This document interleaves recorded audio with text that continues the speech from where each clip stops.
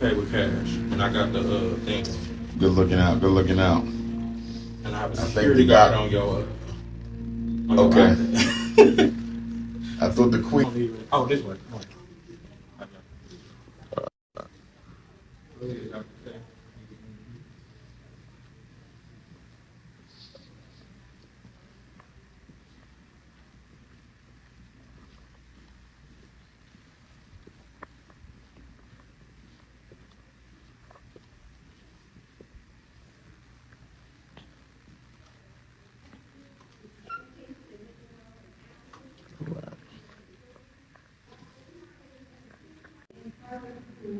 Ladies and gentlemen, I welcome you to Dr. Umar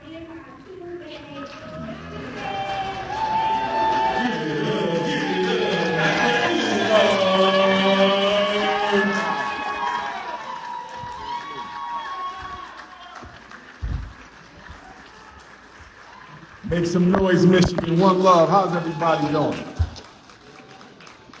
Test one. Y'all can hear me clearly? All right. I'm hoping that you and I will take a deep moment to reflect upon where we've been and where we still must go. And one of the reasons we don't spend enough time talking about where we want to go is because most of us don't want to work to get there. Let's just be honest about it.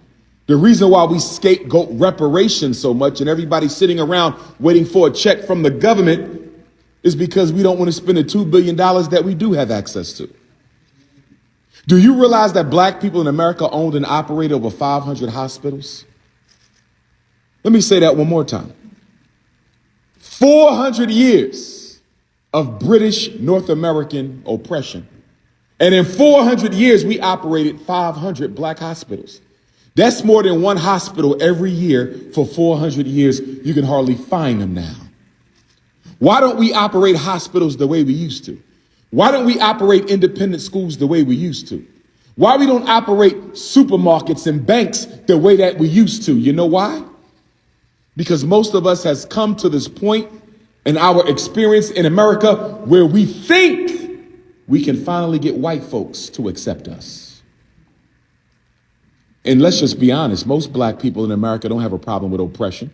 You don't have a problem with white people being in charge of everything. You don't have a problem with us being the most disrespected group in the country. As long as you can be accepted by white people, you are okay. My university students, all of you have a very important decision you got to make. Every university student in America, every African university student, whether you go to a PWI or an HBCU, you have to decide whether or not you're going to fight for the African freedom struggle upon graduation or whether you're going to join the gatekeepers, the black bourgeoisie. It's one or the other. Some of you, without question, will be sellouts. You may have been raised by parents who were sellouts. You may have been sent to college so you can join the army of sellouts. We got to be honest about that. I've seen black parents raise their children to be from birth. I've seen black parents raise their children to think that they were better than other black people. You know what I'm talking about. Some of you are them. You thought you were better because your father had a doctorate, or you thought you were better because your mother had a university job. You thought you were better because you come from 5 or 6 generations of university trained black people. You thought you were better. That ego, that unchecked Negro ego, is a very big problem that we have. Somehow, if I can just imitate the Caucasian well enough, I'll get to where I'm going to go. But what you fail to understand is there's no white person in America who will ever forget that you are black. It don't matter if you date white, you could bunny hop all you want around Michigan. And guess what? They will never forget that you are black. And guess what? Your white wife or white husband likewise will never forget that you black either. And when you get on their nerves enough, they will take you to court and remind you that you're not white. Brothers and sisters, we've been through 4 great periods in our struggle here in North America. 4 struggles. The first struggle was a struggle for our humanity. Some of you forget this. When we first came to America, we had to prove that we were not animals. We had to prove that we were not property. We had to prove that we were not things. Some of you forget that struggle for humanity. And then after we struggled to prove that we were human beings and not monkeys half stuck in the evolutionary process of civilization, we then had to fight for what? Our liberty, the right to be free, freedom from slavery. And then after we overcame that struggle, once we proved we were people, and once we fought to be free upon emancipation in 1865, 159 years ago, we had to fight for equality. So you had a struggle for humanity, you had a struggle for liberty, you had a struggle for equality. That struggle for equality largely died with Dr. King, but it lingered on into the 21st century where it abruptly stopped. So you say, Dr. Umar, what's the fourth struggle? There was a struggle for humanity. There was a struggle for liberty. There was a struggle for equality. Dr. Umar, what is the struggle for today? Eastern Michigan University, brothers and sisters of Michigan, I tell you, the struggle today is a struggle for survival. We are fighting for our existence. I need you to understand that. While I was backstage waiting to come out here and take the microphone, I got sent 2 different videos of 2 different police brutality cases that just happened within about 72 hours. I think one happened today. One black man was physically assaulted and another one was choked out and killed.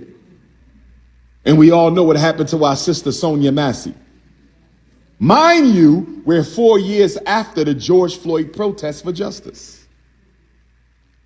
Why is that important? Because the George Floyd protests for justice were the largest, most extensive social protests by black people in America since the Dr. King assassination protests. It took over the news.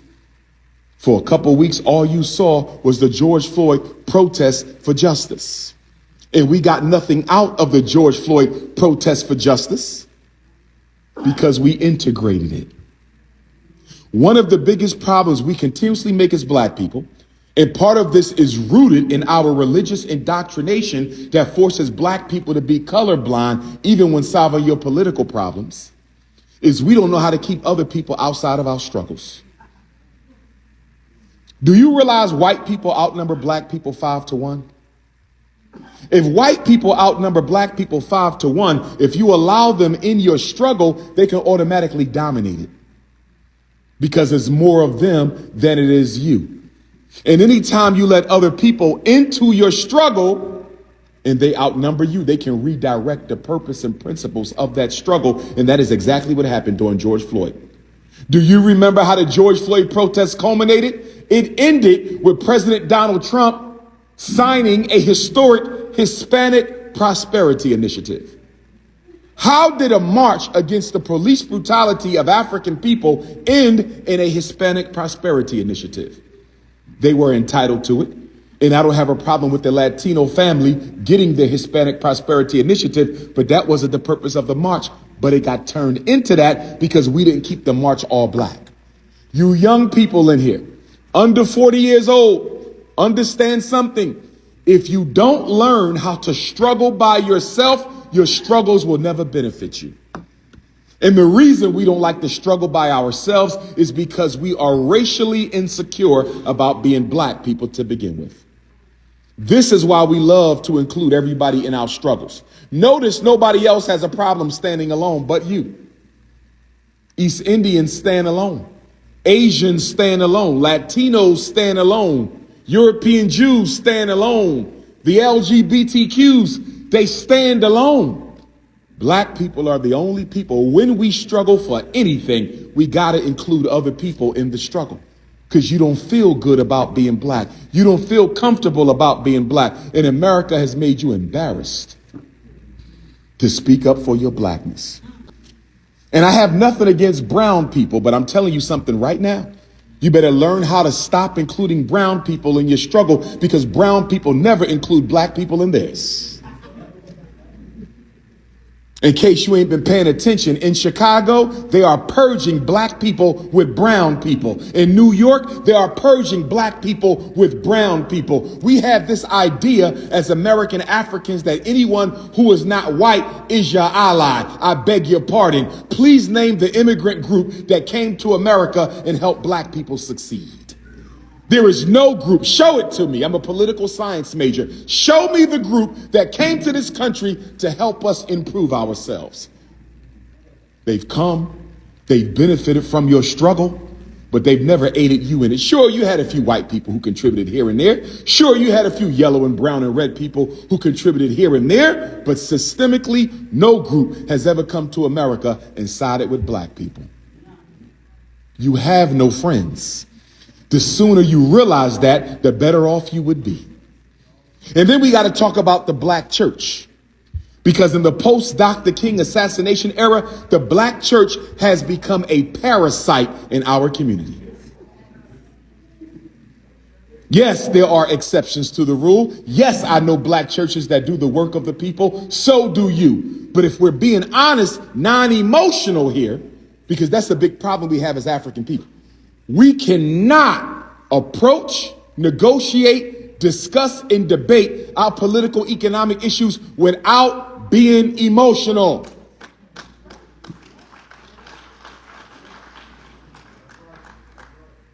And you know why? Because we handle our politics and economics the same way we handle religion. We vote for people because of how we feel about them. That's because in church, you choose your pastor for how he makes you feel, not for what he does. And so we take that same dysfunctional church narrative into the political arena. So 16 years ago, we voted for Barack Obama because he made us feel good with his words. Nobody bothered to see who was financing Barack Obama. No black person bothered to ask Barack Obama, what are you going to do for us? And then we sat there while Barack Obama took everything our ancestors fought for and gave it to every other group but us, and we didn't say a word. If you are 40 years old and older, that means you were an adult at the time of the Obama's administration. That means you have no excuse to still be engaging in your politics today in the way we did it 16 years ago. We've had 14 presidential elections since Dr. King's murder. We've had 14 presidential elections since Dr. King's murder. Can somebody explain to me why we've done this 14 times since Dr. King and still don't get anything out of it? Doing the same thing over and over again, expecting a different result. As my brother just said, it's insanity. Why are we the only people who don't get anything for their vote? Now, don't get me wrong. White people don't get everything they want, but they don't always get something. Arabs and East Indians and homosexuals, they don't get everything they want when they vote, but they get something. Black people end up with nothing at all. And that's because we fail to understand that all power is in the group. And in order for you to exercise your group power, you got to be organized. And the reason why we can't flex our group power is black people hate each other more than oppression. We hate each other more than miseducation. We hate each other more than mass incarceration. We hate each other more than homelessness and gentrification. We hate each other more than police terrorism and police extermination. Why are we still disorganized after all we've been through? Why are we still not moving out as a race of people? Do you realize everybody benefits from the black vote except black people?